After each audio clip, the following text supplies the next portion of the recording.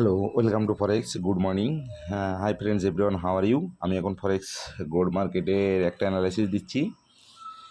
দেখেন, অ্যানালাইসিসের আগে একটা কথা বলি। দেখেন, মার্কেটটা ওপেন হয়েছে সোমবার, সোম, মঙ্গল, 2 দিনে কিন্তু আমাদের টিভি হিট করছে। এবং যারা জায়গা মতো এনডি দিয়েছেন তারা ভালো প্রফিট পেয়েছেন।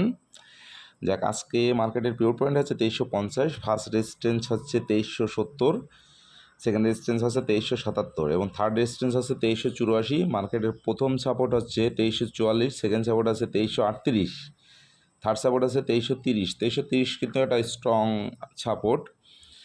মার্কেটটা সকাল থেকে পর্যন্ত বেশি মুভমেন্ট করে নাই, 3-4 পিপসের ভিতরেই আছে।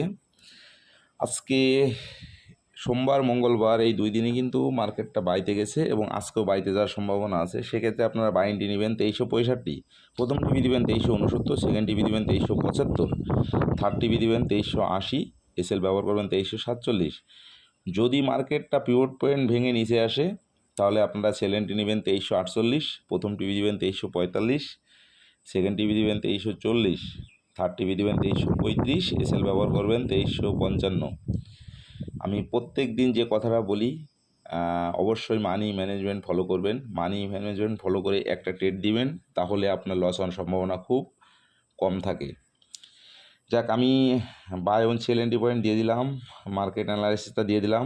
যেখানে এনটি এবং টিপিএসএল দিতে বললাম, আপনারা এই জায়গাগুলো এনটি দিবেন। আশা করি একটা ভালো প্রফিট পাবেন। ধন্যবাদ সবাইকে।